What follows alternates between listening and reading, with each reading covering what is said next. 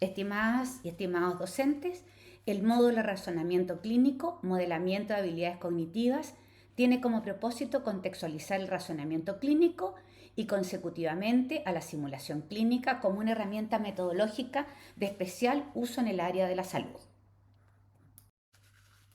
Esta presentación considera los siguientes aspectos. En el índice mostramos los puntos que vamos a tratar. El primero, vamos a determinar cuál es el resultado de aprendizaje del módulo 1. Luego, revisaremos metodologías y evaluaciones usadas para este módulo. A continuación, habilidades cognitivas. Seguimos con el lenguaje como base del aprendizaje.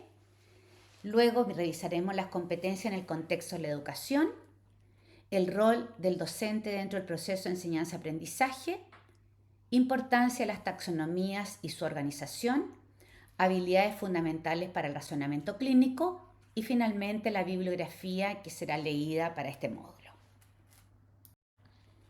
Resultado de aprendizaje del módulo 1.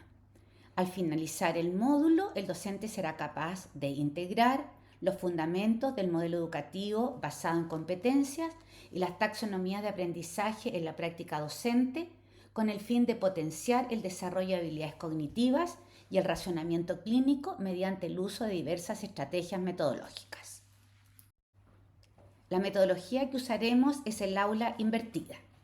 Tendremos una lectura previa de la bibliografía entregada, luego una aplicación de conceptualización de habilidades taxonómicas en 2 programas de estudio que el docente realice, por lo tanto les pedimos que traigan y tengan a la vista 2 programas de su interés y una evaluación con escala de apreciación. En relación con la evaluación formativa, como indicamos, se usará una escala de apreciación con una autoevaluación. Luego, esta evaluación estará basada en la aplicación práctica de optimizaciones de habilidades taxonómicas en 2 programas de estudio y tendremos retroalimentación continua durante el proceso del taller práctico. Habilidades cognitivas. Una definición sencilla de las habilidades cognitivas tiene relación con procesos mentales que nos permiten recibir, seleccionar, almacenar, transformar, elaborar y recuperar la información de entornos. Son las capacidades que nos permiten interactuar con el mundo y resolver problemas. Las funciones cognitivas tienen una base biológica que permite integrar información social sobre lo que los alumnos o los estudiantes conocen. Se dividen en 2 tipos de pensamientos o tiene 2 pisos. La primera son las habilidades básicas que tienen que ver con la atención, la percepción y la memoria. Son los cimientos del pensamiento. Y las superiores tienen que ver con el razonamiento, el pensamiento crítico y funciones ejecutivas, toma de decisiones. Las funciones principales del aprendizaje son el pensamiento sensorial, en el cual se usa la vista y el oído para interpretar y aprender, la atención, selección de información relevante y destaca distracciones, la memoria, que permite retener información a corto y mediano plazo. Y la función metacognitiva la vamos a revisar un momento más adelante. Lenguaje como base del aprendizaje. ¿Por qué el lenguaje es considerado la base del aprendizaje? Específicamente porque tiene 4 funciones que desempeña de la manera siguiente. Codifica, decodifica, transmite información con precisión. Las funciones son oír, hablar, leer y escribir. Las que son de tipo receptiva y que tienen que ver con la comprensión son escuchar y leer. Las que tienen que ver con la productividad y que también tienen que ver con la expresión son hablar y escribir. Las competencias en el contexto de la educación. Antes de revisar el concepto de competencias, tenemos que tener presente que las carreras, todas, tienen un perfil de egreso que está declarado en competencias o que está diseñado a propósito de competencias. ¿Qué es una competencia para la OCDE? La define como no solo la adquisición de conocimientos y habilidades, sino como la capacidad de responder a demandas complejas mediante la movilización de recursos psicosociales, incluyendo actitudes y valores en contextos específicos. para esto entonces revisaremos y les pedimos que revisen con anticipación el modelo educativo de la Universidad del ALBA, ¿verdad? Donde está el diseño académico basado en competencias, integrando conocimientos, habilidades y actitudes. Y además el modelo educativo, ¿verdad?, de la Universidad del ALBA, donde aparece y además el manual de evaluación del año 2022. El rol del docente dentro del proceso de enseñanza-aprendizaje. El docente se considera un facilitador del proceso que los estudiantes desarrollan durante su trayectoria académica. Es un mediador porque provee de estrategias metodológicas para potenciar las competencias profesionales y humanas. Diseñador de experiencias en ambientes que promueve pensamiento crítico y metodologías activas, como el aprendizaje basado en proyectos, la simulación, entre otras. Acompañante reflexivo, guía procesos reflexivos respetando la dignidad y la autonomía. Promotor de comunicación, procura espacios de diálogo para fortalecer la relación pedagógica. Y es un gestor de diversidad, adapta la enseñanza a los distintos estilos de aprendizaje. Importancia de las taxonomías y su categorización. Para recordar qué es una taxonomía, debemos decir que en términos simples es un sistema que se encarga de clasificar y organizar elementos que pertenecen a un grupo con el propósito de jerarquizarlos, ya que los unen características similares y comunes. En términos sencillos, es un método para poner caos pasando de lo general a lo particular. Existen 3 ámbitos de la categorización de las taxonomías. El primero, de la institucionalidad a la sala de clases. El docente actúa como puente crítico entre las políticas educativas y la realidad del aula. Su labor implica la transposición didáctica, es decir, transformar lo complejo en algo sencillo. El rol de él en el proceso de enseñanza-aprendizaje.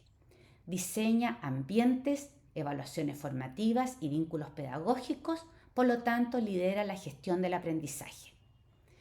Las taxonomías entonces son un camino articulado en una secuenciación del aprendizaje con claridad de objetivos y articulación entre las actividades y la evaluación. Funciones ejecutivas para las habilidades taxonómicas. Vamos a recordar qué son las funciones ejecutivas. Las funciones ejecutivas tienen relación con organizar tareas, establecer metas y corregir errores. Para ello vamos a revisar, ¿verdad?, el concepto que tienen en los aprendizajes activos. Son aquellas actividades que permiten la resolución de problemas, el entrenamiento en entornos controlados y análisis y contrastes de hipótesis. En análisis crítico, ¿verdad?, las funciones ejecutivas tienen que ver con el debate clínico, la prevención del sesgo, es decir, identificar errores lógicos durante el diagnóstico. ¿Por qué es importante esto? Porque en el impacto de la práctica profesional, el funcionamiento cognitivo consciente permite identificar errores lógicos para mejorar el diagnóstico, garantizando la seguridad del paciente. Jerarquización y multidimensionalidad de las competencias. Vamos a recordar qué es jerarquización. Es un andamiaje, no es solo una lista, sino que además es un sistema de dependencias. Las competencias superiores no pueden existir sin las inferiores. El concepto de multidimensionalidad significa que una competencia es un sistema dinámico. Si falta alguna dimensión, la competencia se rompe. Entonces, para recordar, ¿qué es una competencia? No solo conocimiento y habilidades, sino la capacidad de responder a demandas complejas mediante la movilización de recursos psicológicos y sociales en contextos específicos. Vamos a revisar los dominios que tienen las competencias según la taxonomía de Bloom y luego la de Miller. Pero vamos a dejar la metacognición para revisarla en profundidad más adelante. Existen 3 dominios más conocidos: el dominio cognitivo, que tiene que ver con el procesamiento intelectual, la definición está ahí abajo, el dominio afectivo, que tiene que ver con la internalización de los valores, desarrollado también abajo, y el dominio psicomotor, que tiene que ver con las competencias psicomotrices.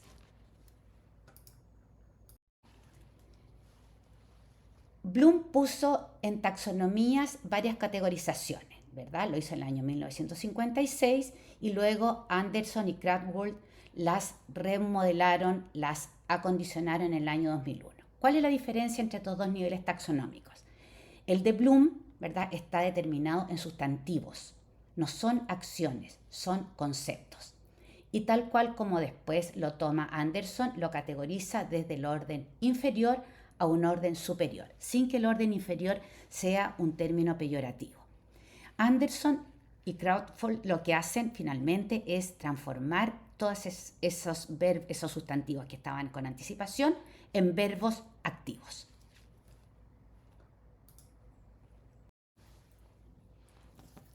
La revisión de Anderson y Krathwohl del año 2001. Cada categoría considera verbos o acciones que las representan, desde lo más concreto al desarrollo más elevado y sofisticado. No perderemos de vista que la base de las competencias y por tanto el perfil de egreso se operacionaliza finalmente en el desarrollo de las habilidades. En este caso aparece recordar, comprender, aplicar, analizar, evaluar y crear. Cada una de esas categorías, ¿verdad?, o cada uno de esos niveles tiene verbos que están expresados en infinitivo. Quisimos incluir también la taxonomía de Miller porque es parte de la práctica médica. Un breve recuerdo, ¿verdad?, es una acción propia que se armoniza con los niveles taxonómicos de Bloom, ¿verdad? Y al igual que las otras taxonomías, tienen un nivel jerárquico, desde el hacer, mostrar cómo, saber cómo y saber. En esta oportunidad y en esta lámina vamos a revisar qué es la metacognición y relacionar ella con la taxonomía de Bloom. Es una dimensión también del conocimiento, pero no solamente es un conocimiento práctico, sino que es el conocimiento sobre los propios procesos, sus productos cognitivos y el monitoreo activo y la consecuente regularización de esto. ¿Por qué es importante integrar la metacognición en las planificaciones de clase? Porque se enseña a la toma de decisiones. ¿Qué elementos tiene la metacognición? Primero, un monitoreo regular. Establece metas, planifica estrategias, monitorea eficiencia y ajusta acciones. La segunda cosa, o el segundo aspecto, previene errores, identifica sesgo de confirmación y detecta razonamientos inválidos y lógicas defectuosas. Y tercero, tiene un sistema interno. Decide si vale la pena realizar la tarea. Toda la conceptualización anterior sirve de andamiaje para la formación clínica. ¿Qué es la formación clínica? Es la integración de la mente, el cuerpo y las emociones para alcanzar una maestría profesional. Lo sustentan tres pilares. El primero de ellos es un sistema interno y dominio afectivo. Son las creencias de autoeficacia, compromiso ético, motivación y persistencia. Integración psicomotora, la automatización de procedimientos, la liberación de la carga mental y un continuo de aprendizaje. Y el razonamiento cognitivo, lo que se sabe, lo que se siente y lo que se hace. Habilidades fundamentales para el razonamiento clínico. Vamos a dejar iniciadas estas habilidades que se desarrollarán profundamente después en el módulo siguiente.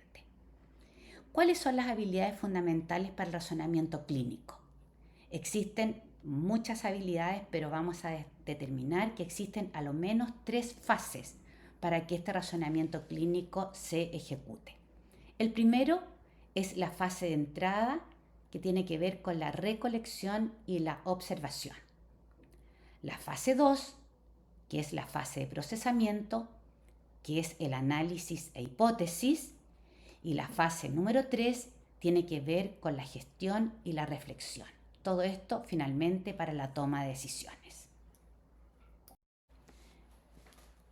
Entregamos la bibliografía que requerimos para este trabajo. En alguna oportunidad le vamos a presentar en el lugar donde van a estar disponibles para ustedes.